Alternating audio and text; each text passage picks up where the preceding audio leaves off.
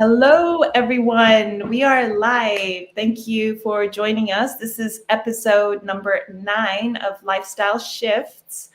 And the topic is you can turn well-being into a habit that will never fail you. Sorry. And this is Signa's topic that we're going to be discussing today. And thank you so much, Signa and Jonas, for joining us today about habits. This is really dear to my heart because ever since the last 2 years, I've been constantly changing, evolving, or should I say, so creating more conscious habits. Because if we're not aware of our conscious habits, we're not going to develop new and better and form and evolve into the being that I want to become. And I was fortunate to have a disease, so I can only propel forward. If I don't create habits, the right habits, then it goes against me. So so I just want to stop here and let you introduce yourself, and please let us know, something about habits that you've achieved that you could share with, and talk about your most admirable habit that you have, that you've achieved, that we can all learn from. Thank you. Yeah, hi. Hello, everyone, and thank you, Hengame, for this invitation for this live today. My name is Signe, and I'm the founder of Designed Life, which means I'm a holistic leadership coach. And this means that I love working with leaders, but leadership always starts from self-leadership, which actually means that pretty much anybody is touched by the topic of leadership, and there is no escape from having to lead yourself first before you can either lead others or lead a prosperous and effective life. So I'm also, why these habits topic speaks to me well is that I'm the trainer for the 7 habits of highly effective people, a concept that I came across almost 20 years ago already. This comes from Stephen R. Covey, who wrote this a number of years ago, but it's one of the most holistic, most comprehensive leadership systems that I've ever come across. And the way it's built is that the first habits are about self-leadership. The second set of 3 habits are about effective relationships, and habit 7 is then what makes it everything possible. It's a habit of recharging. So this has been sort of my connection to habits in general, and this has led me to be very intentional about building habits and noticing the patterns that we have in life. And, before we go any further, I would actually want to give Jonas also an opportunity to introduce himself, and then we can go into habits. How do you feel about that? Thank you, Signe. Thank you, Hengami. Yeah, Jonas here from Mindkicker. We measure your leadership digitally and train it analogically by martial arts. So the ancient wisdom together with the Western knowledge with the latest tech to actually level you up and optimize your performance from well-being, but you need to do it to be it.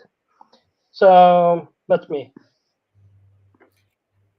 Jonas, do you do this at all your retreats? The measurements, like the one in Spain and next one in Yeah.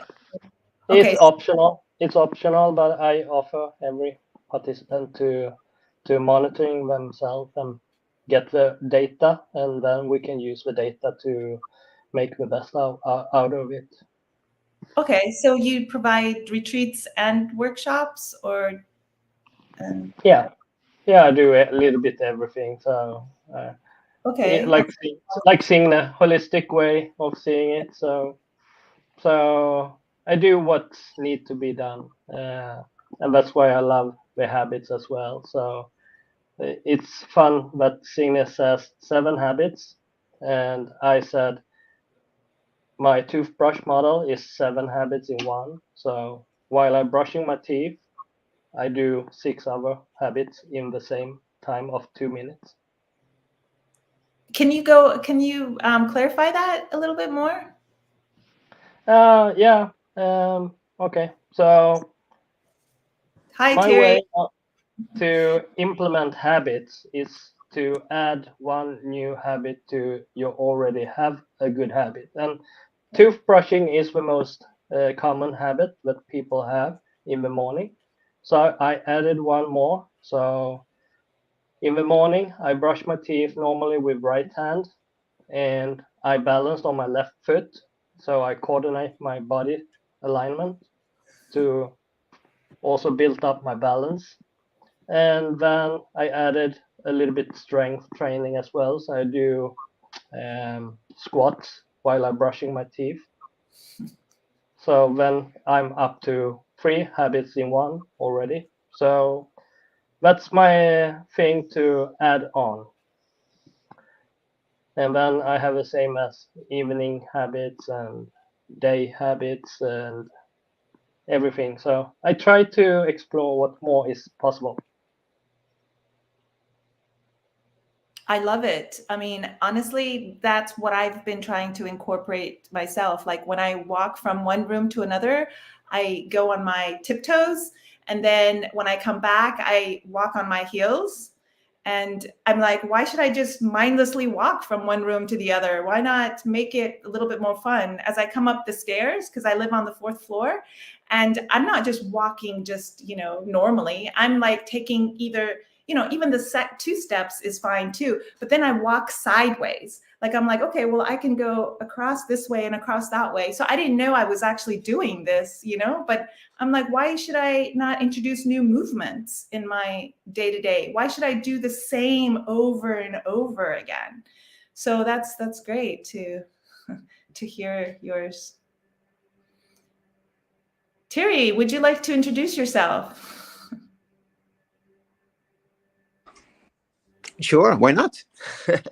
Sorry, I was a bit late. I was just listening what you guys were talking about. So I'm a health and brain coach, and I work with clients on different health problems that they may have. We also work on mindset and obviously habits.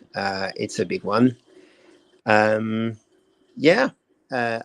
Sorry, I'm late, so I'm just going to take the discussion where it is. So you were talking about habits, and I also do habit stacking, as Jonas was just saying. When you have one habit that is working quite well, you try to add another one on it. And he was talking about brushing his teeth. So we discussed a few weeks ago another habit that is excellent when you do teeth brushing in the morning.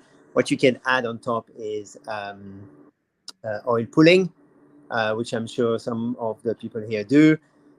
This is something I've added quite recently to my habits. In the morning, is the first thing I do is I use coconut oil to do oil pulling, and then I brush my teeth. So yeah, it replaced mouthwash, poisonous mouthwash that some people are using, which is absolutely awful and lots of negative health effects if you use mouthwash. But oil pulling is actually excellent, and I think it comes from Ayurveda medicine, and yeah, it works. It's really good. There we go. Just my takes right now. I'm going to listen to what you guys are talking about, and then I'll add more stuff. Sure. Thank you, Terry. Yeah, oil pulling is really important with coconut oil and swishing it around. Actually, when you swish it around, you actually are working on your collagen of your skin. So you can actually walk around and just it's like a, I don't know, face yoga massage, like, so basically I do it for a little bit longer because I think it's important to be like strengthening your face muscular areas and your cheekbones, and there's a lot of benefits. And if you just get into a routine on doing it daily, you're just doing it subconsciously. And so yeah, I didn't think about it calling it stacking, but yeah. Okay, I'm gonna stop. Signa, what habit that you are very proud of or you enjoy the most? Well, I think first of all, it's important to understand why we're even talking about habits, and why then good habits perhaps are feel more difficult to establish than so-called bad habits.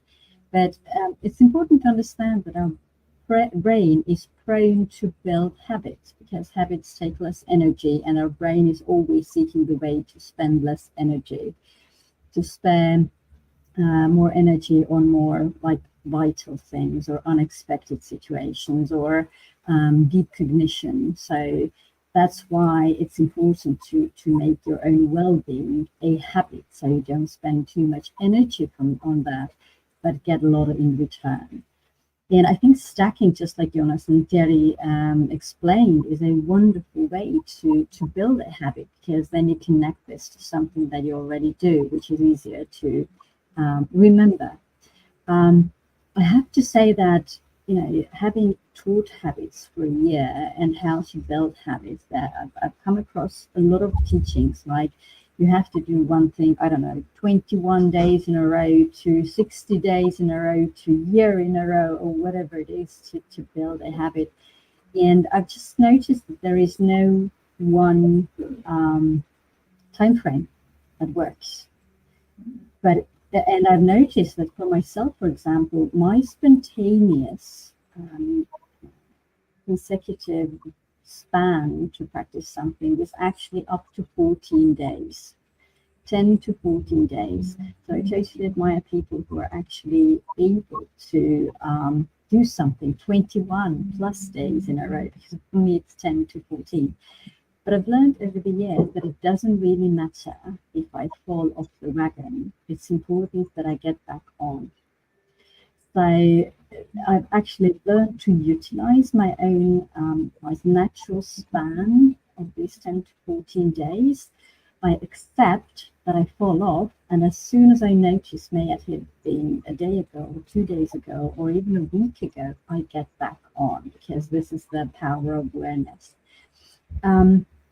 Some useful habits. Jonas, I really liked how you said that you exercise while brushing your teeth. I do too, but I stretch during the same time. And I think also mindfulness, in a sense of restoring your mental presence in every moment, is a really useful habit. Like, where am I now? What am I thinking? What kind of connections am I creating? What kind of connections am I seeing? Is also really important, because this is sort of underlying for everything else I do.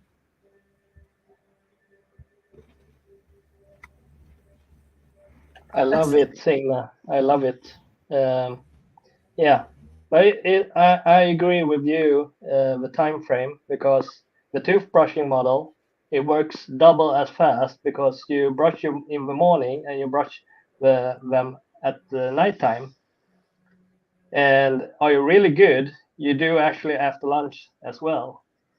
So you can do it 3 times. But for me, right hand in the morning and left hand in the evening, and the opposite leg to balance. So I balanced my whole body. So twice a day makes it faster, like you said. So I agree with that. I can do a habit within like a week, because I repetition so many times. And it's depending also, like Terry says, about the mindset, because I notice that people has like a fixed mindset about like how to build habits or how to create something. So also, like, I can meditate within 2 brief inhales in breathing. That's a meditation for me, because I'm trained. But for someone else, it takes a little bit longer. But when you train, you get better. So I agree on that one. And the funny thing about the stairs, Hangami, is like my mom actually taught me about the walking stairs. Before my mom got ill, she was walking the stairs regularly up and down. But when she got sick, she needed to adjust it. So she walked downstairs backwards. And that's why I started to explore how can I walk in a stair. So I do the sidewalks as you, but because I want to work whole thigh, so I do a 360. So up I go on the right side, down I go on the left side. And if I'm really happy and playful, I can do a 360 in between. So I do a pirouette. So I do a little ballet dance. And then I can use my hands as well and have a dance in my stairs. Thank you. I'd like to see that. This must be so much fun to watch. Okay, Let's do a Stina, video. I will show you next time you and me we meet up. I will show you live Yeah, and we'll meet up on the stairs all and we my have it together. hacks. All my hacks. I can do plank meeting. I can do anything you want. I will show you. Sounds really cool, because I think you've just highlighted a very important topic, or a very important angle of building habits, having fun while doing it. Building the novelty into a habit that you have, first of all, makes it stay or stick better, but it also makes it more fun to practice it. So thanks for the example. Wonderful. Actually, you really hit the nail, Signa, because if you don't make the habit playful, you can't, it doesn't stick. And it's the way you talk to yourself when you make the habit. If you have to say, I have to go to the gym, it's not going to work. You have to want to go to the gym. You have to love to go to the gym. And the other reason I don't understand is why people go into the gym if the weather is nice outside. People should be doing it the same outside. All we need to do is create new movements in our body to create the energy that we need. We actually burn more when we create new movements, not the same movements. If you do the same movements, it's just going to take longer to get that energy out, because your mind is already just building that connection, even making it thicker, so you become better. But do we want to become better at that one thing, or do we want to be like, holistic, like be strong? I don't know what's the word I'm looking for, Jonas, but you want to be mentally strong, right? But by mentally strong, I would assume that we would need to build more muscles, right? Or more synapses in our brain. Oh, we have someone here. Kristen. It's both. I think it's both. You're right. It's mentally strong is physically strong. It goes together. Absolutely. But there's all the things that have been said are absolutely beautiful. Signe said before, you need to increase your awareness in every movement and everything you do. And I think this awareness in every movement, and I think our new guest will agree, because she's a climber, and being aware of what you do, every single movement you're doing, bringing your awareness and your intention in everything you do, increases your happiness. And I think this is very important. So this is one thing. There's another thing I wanted to say, now I forgot, but it's fine, it will come back to me. But yes, for me, awareness it's the basic of absolutely everything. And the more you're aware of your presence, the more you can heal of whatever you want to heal from. I think it's very important. Yeah, and if I can jump in here again, Hengame, I think you touched the really important point with why people go to the gym. It's so valuable and helpful when you are building a habit to surround yourself with people who do the same. So this is why people go to the gym, because the environment is supportive.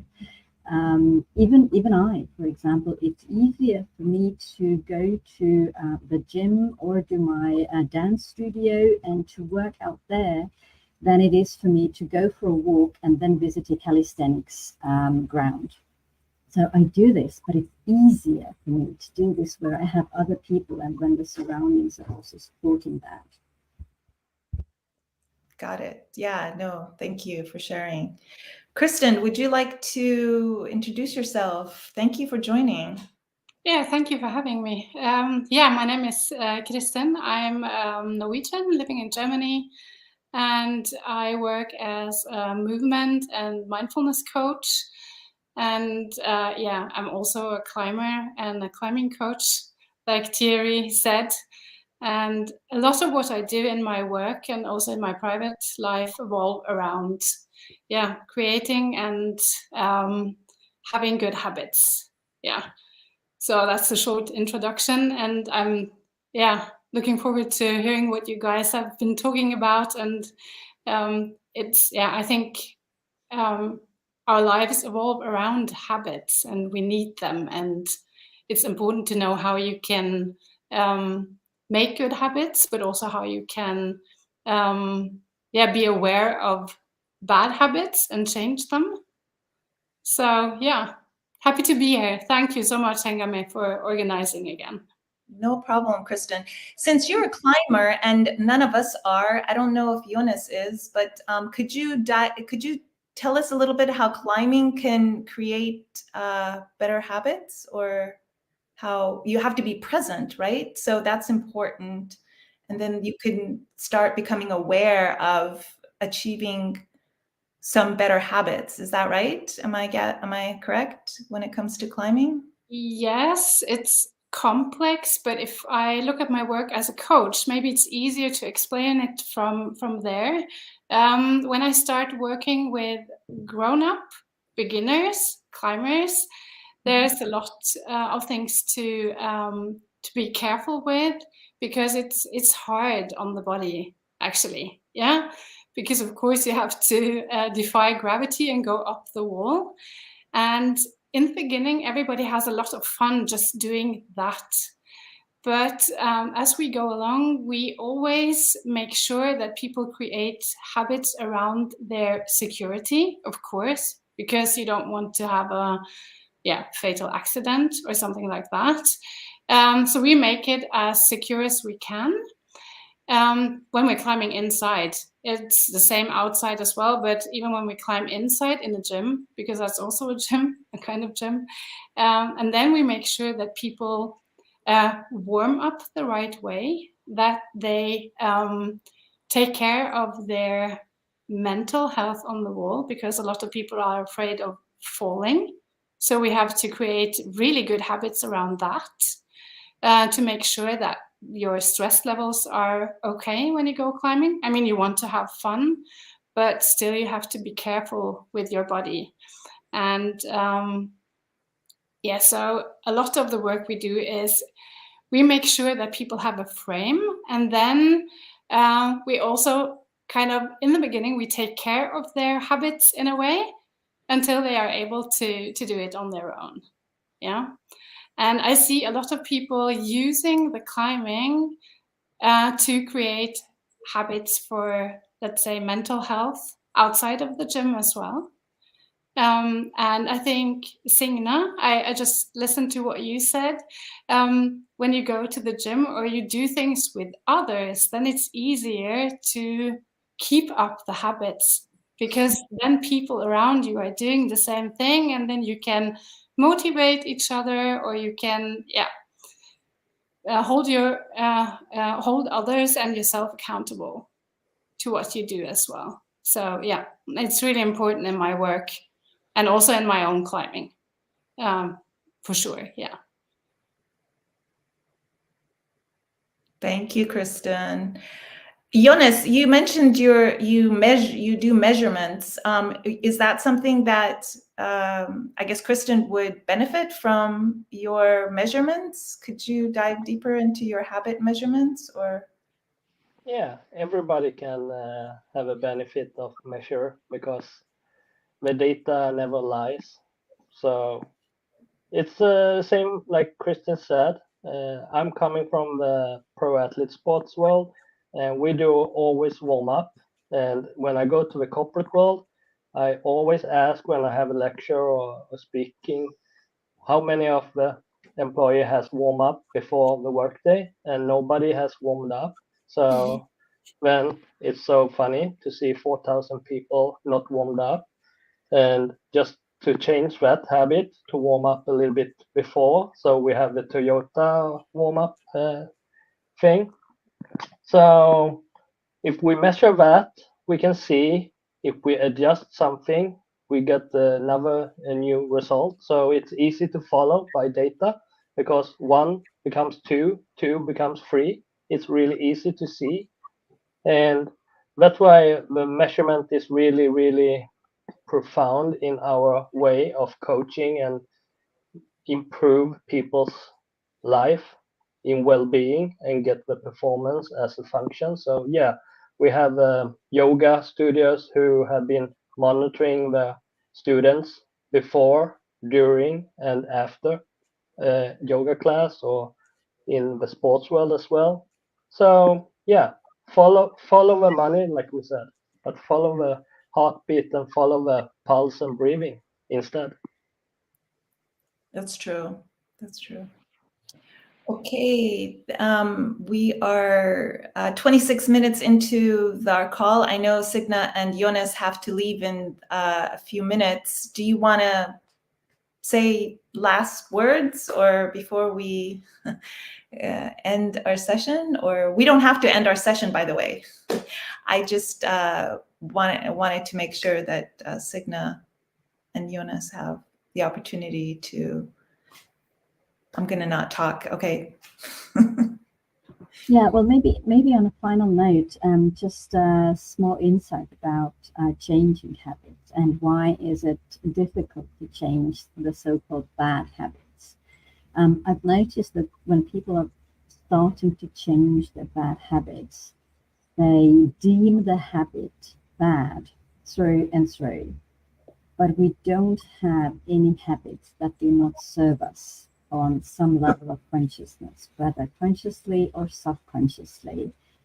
Many bad habits are actually built upon a very vital need. For example, smoking is often driven by the need to take a break. Because have you noticed that smokers take so many more breaks throughout the day than non-smokers? And they also get outside to have a breath of fresh air, so to say. But it's the calmness, it's the break, it's the soothing effect of smoking that they're after. So, and I've noticed that until people actually appreciate and understand the positive effect they are after, they are not able to change the habit because they will lose the positive effect on that. But once they do identify what are they really after with this habit, they can start generating alternative ways for that instead of just, quit smoking, for example, or quit eating sweets or whatever it is. So you need to identify the good that the habit is providing to replace it with a healthier behavior. Yeah, that's a really good point. Thank you for addressing that, the bad habit. How could we not tell ourselves that it's a bad habit? Because the more the dialogue that we have with ourselves that it's bad, bad, bad, is that a good thing? Not really. It's not building our confidence or resilience or willpower or anything. It's bringing everything down. So understanding the reasoning behind the behavior gives us the options to get the same outcome through different behavior. Okay. This is also typically why some people need coaching or need a mentor in their, is to bring the awareness of what is behind their behaviors, or what is behind their emotions, or what is behind their the way they show up in their family or in their work or whatever, because all this has been built is just a reflection of past experiences that your subconscious mind has created an answer or reaction or a coping mechanism or whatever it is. And sometimes it's really, because you live in your reality, it's really hard to see why is behind it. And sometimes this is where the coach comes in and asks the right questions. Some people say you should not ask the why too many times, but if you ask yourself, why do I do this? And you really reflect on your why, and then every given answer, you ask another why, and you go, every time you go in half a level deeper, you can actually start finding answers to why you're behaving like this. So it's true to find a positive, or maybe it's not a positive, but maybe it's a need. What's the need behind the action or the behavior? Thank you so much, Thierry. I'm Great, glad. great, Terry.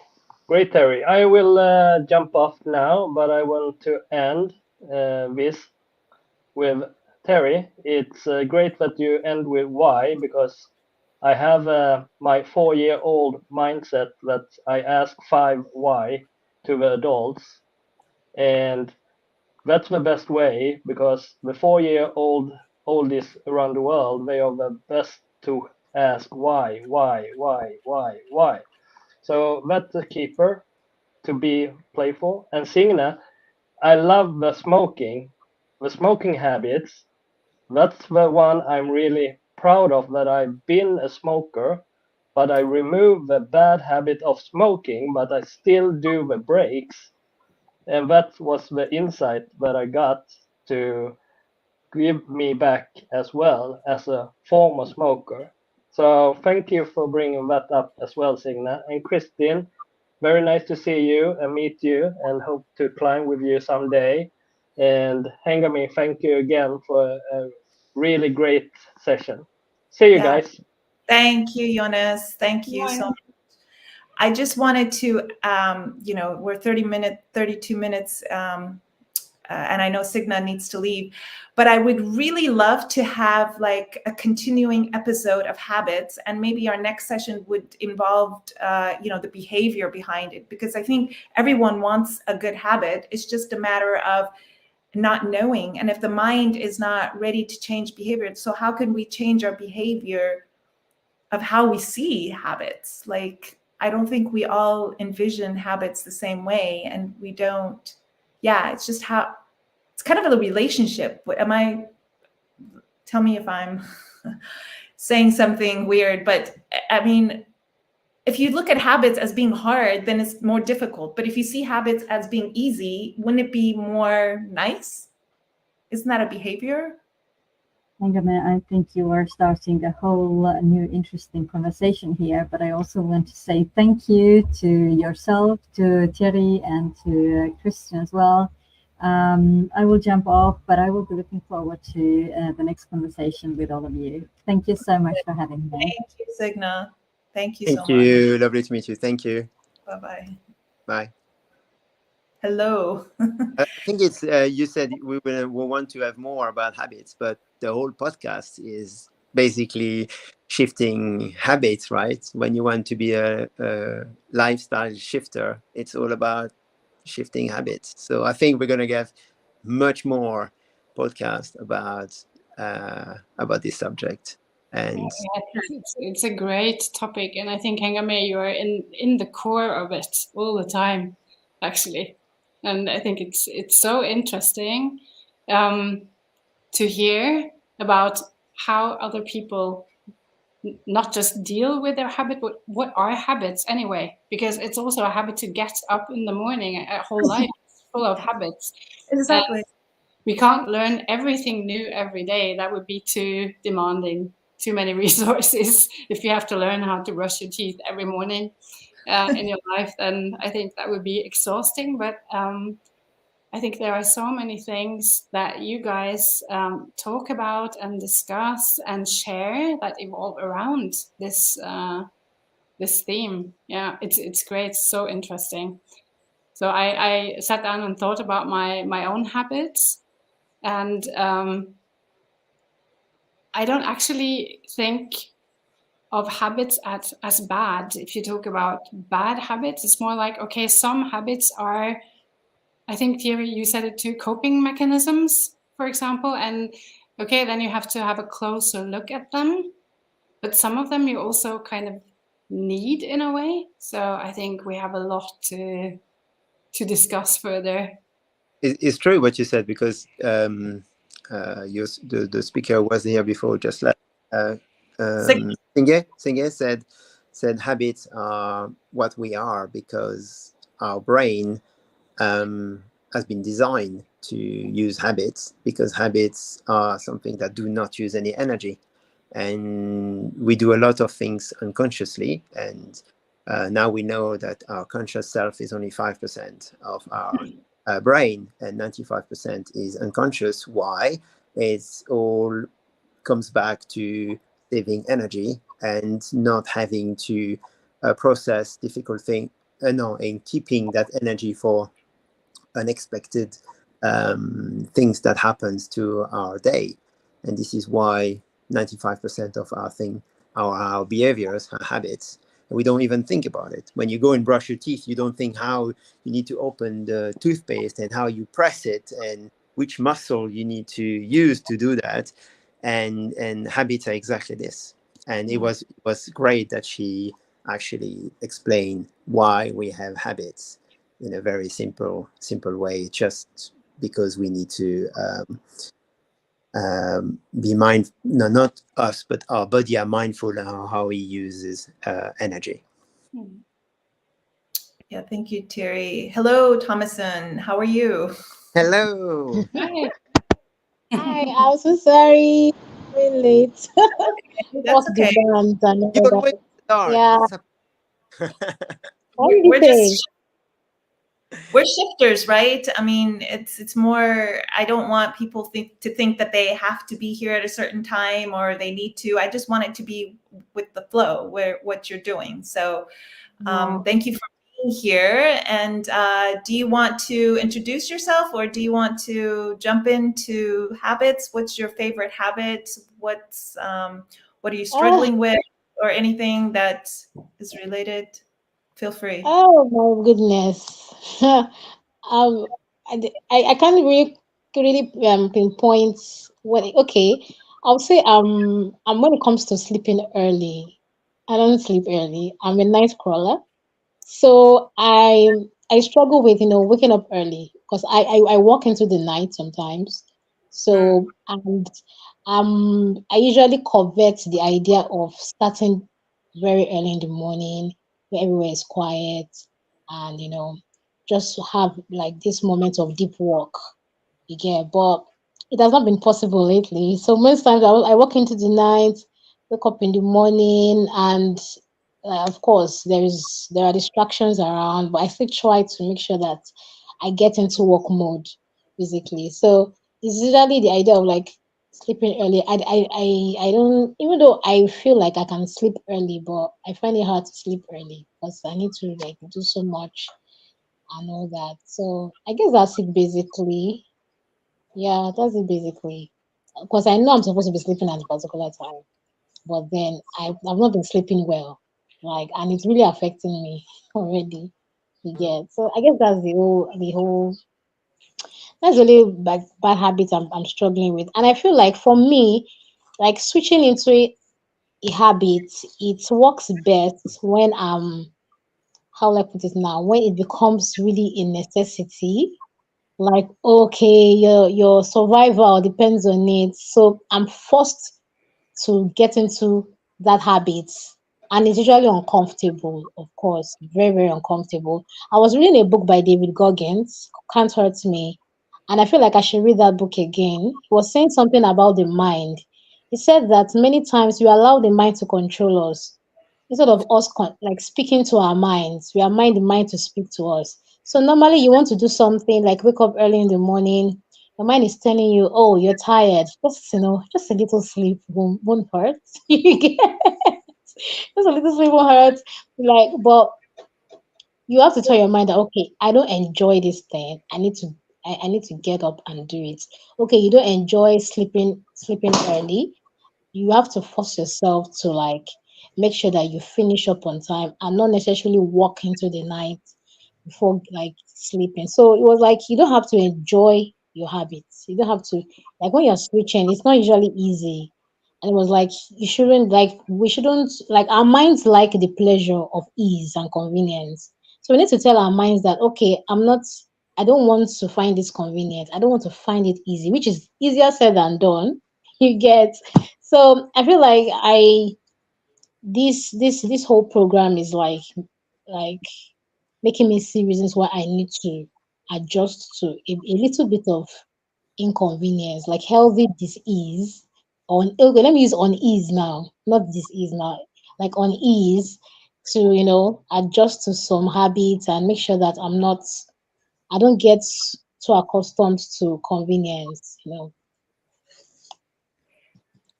Thomason, I'm glad you brought up the sleeping thing, because I think many people are struggling with it. And what I mean by struggle, it's because we're living a very lazy lifestyle today.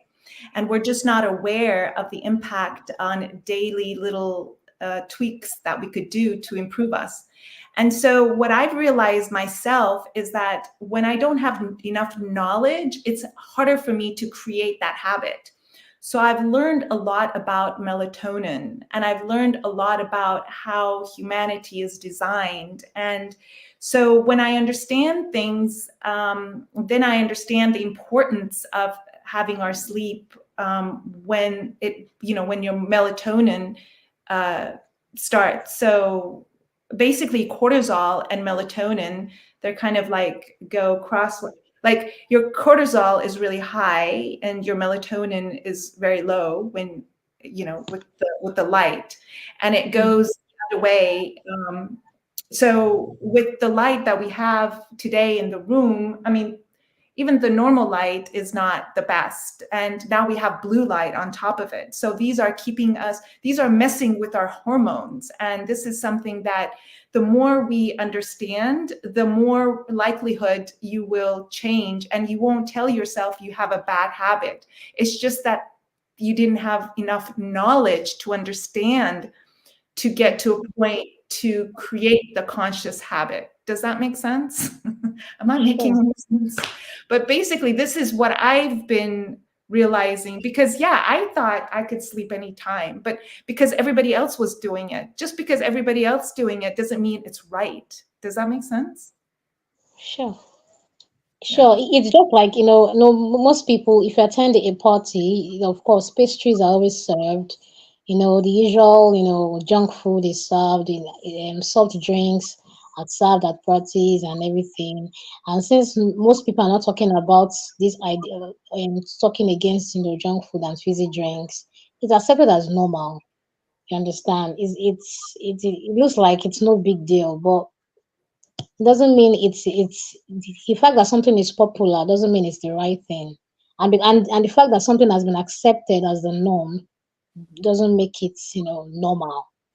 You Right. understand? So yeah, that's just the whole idea, and it takes a lot of willpower, like Theory said. He said mentorship.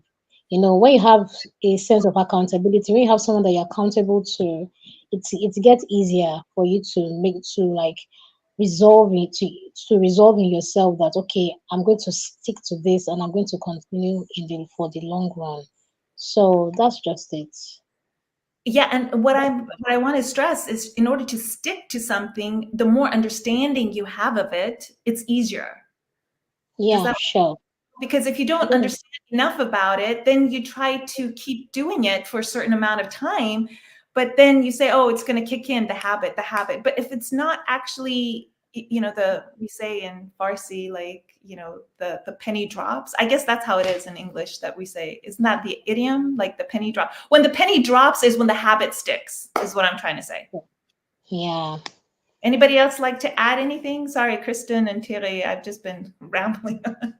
No, it's fine. It's really well summed up, and I think what you described, Ola Thompson, is we all know this kind of situation, and I think sleep is something we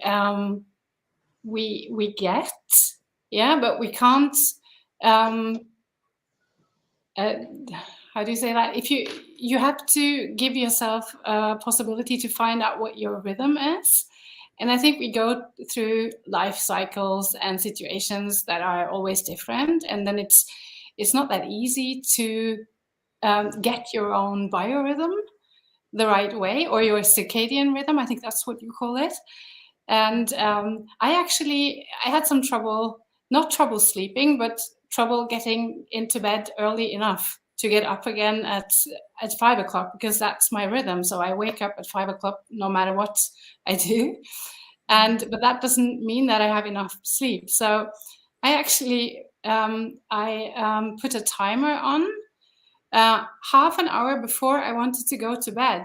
So then I have to remind me to start kind of cooling down, in the evening, and not to just kind of stumble into bed at some point. And I really had to use the timer to remind myself it's not okay to go to bed at 12 o'clock if you have to get up again at 5. If you wake up at 5, you need more sleep. Yeah. I mean, you can also get away with that when you're maybe like 19, 20, or when you have more power, more energy maybe.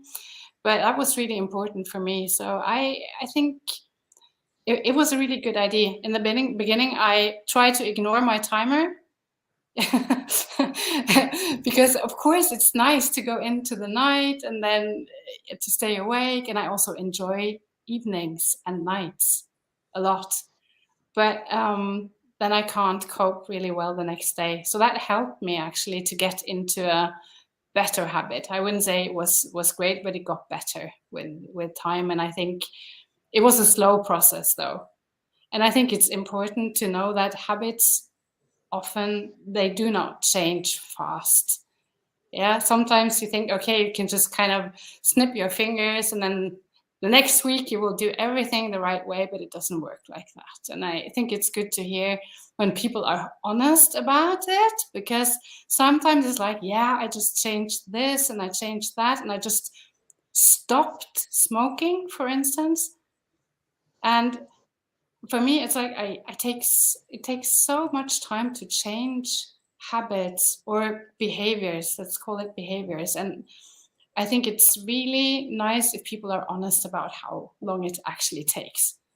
So, and I think that's helpful if you talk to people and not like, okay, I just changed everything on the 1st of January every year, and then after that I do everything right all the time. It doesn't help. It's so true what you say, because there is a big dissonance in between what you see on social media and all those successes and the reality behind it. It's like those beautiful computered engineered pictures and stuff like AI, and it looks perfect. The reality is not this. Is absolutely not true.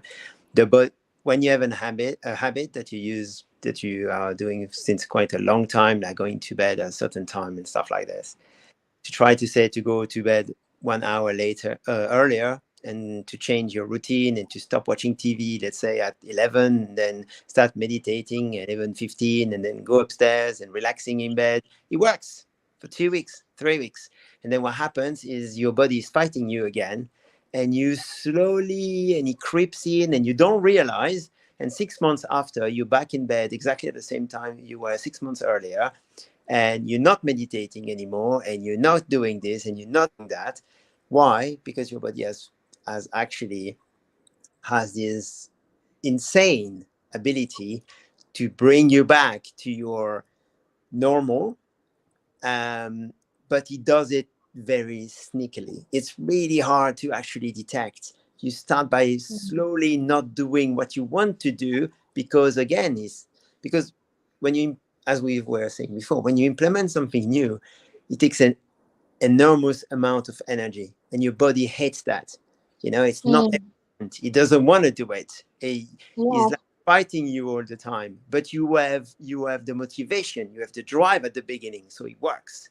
But then that drive and motivation slowly start going down, and your body is fighting the other way. So yes, it's a very good point that you made, that people tell you, oh, I've done this, I've done that, and I succeeded. But is that true? Is that true? And is that true in the long run? Because it's easy to, oh, I'll start. A lot of smokers start smoking again after 3, 4, 5 months. And if you look at statistics, it's most of them, sadly, because it's something that is really hard, because it goes against your an addiction that is actually a physical addiction to certain molecules. So yeah, so it's true that you should not believe everything you see on social media. That's for sure. Of course, Yeah. not real life. That's the reason why it's so good to get support from, let's say, others who are in similar or in the same situation. And what you said, Hengame, as well, about the knowledge, and to exchange knowledge and to come closer to the truth of how we behave and what drives us, and how we, if we are able to change, and what we have to change, and maybe what we don't have to change. Mhm. Yeah, it's often about being perfect. If you look at social media, like you said, Thierry, and you see all these people doing all this fantastic stuff, and they do everything right all the time, and you just think, okay, I'll just shut this off and continue with my own bad habits, because it won't change anyway. So I'm really, I think it's inspiring to hear some truth about all of this. To be honest, yeah. I agree. And by the way, Thomason, I don't like, I used to go to bed at midnight, and now in the last year, I believe now I definitely easily go before 11. I just can't stay up, and I know I need to shut down from things because my body already is at dis-ease. And so what I did, so now I'm trying to do 10, but it's so hard to go to bed by 10. I'm still like, and it's been actually a year. I don't know, but basically it's really, really hard for me just to go from, from 11 to 10, which is only an hour, but for some reason I just cannot get myself down. But from going from 12 to 11 was already took a few years, and what I did was I just went to bed like 10 or 15 minutes earlier, just a little bit, but I knew that it was just not healthy for me, and so I think it's just a matter of how you can, when you see the benefits, when you see the rewards, I think you want to do it more. But when you don't see the benefits, you don't. And so we can, if you like, we can hold each other accountable. I'm happy to do that somehow. But Yeah. I was actually speaking with a friend yesterday, and I told her that the reasons why I do the things I do, like the when it comes to my work and trying to build a career, the reason why it feels like I'm trying to put systems in place that will drive me to my goals is because of the fear of how I would feel later, especially at the end of the year, knowing that I could have done better. So I dread that feeling of unfulfillment. I try to like control my mind. I try to like look ahead. How will I feel like at the end of the year when I look back and and see that okay, I could have done this better. I could have been more disciplined with some things. You understand? So I think what makes me like get successful with certain habits is because of that feeling. I don't want to, and sometimes that this issue of depression has different sources. There are different sources of depression. There's hormonal imbalance and there's lack of fulfillment. You get. So that lack of fulfillment, that feeling of, oh, how would I feel if I don't do this, knowing that I could have done it. That thoughts, like kind of drives me, to do certain things, to make sure that I do certain things, even when I don't feel like doing them. So I don't want to feel worse or feel so bad at the end of the year when I know that I should have gone through the inconvenience and done what I'm supposed to do. So that's just it. Excellent. We are almost 55 minutes. We should wrap it up, I guess, before the hour. Any last things? Thank you so much for everyone's contribution and input.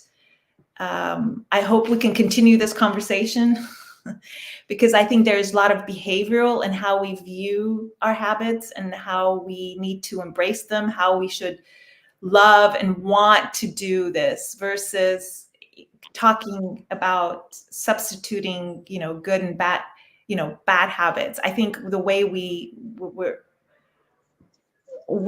think about habits, it needs to change, and then it becomes easier. It's actually not as difficult as we make it. Yeah. Any last things, or should we say goodbye and end this session? Thank you for everyone really being on here. I really appreciate it. Thank you so much. Even though with no audience, we still, as long as we all get something out of these conversations, I think it's beneficial to have them. And hopefully, Absolutely. Yeah. Absolutely. Thank you so much. Thank you very much. It's a pleasure to be here. Yeah, the same. Thank you so much. No problem. Good rest of the day. Thank you. Okay. Bye-bye. Bye. Bye. Thank you.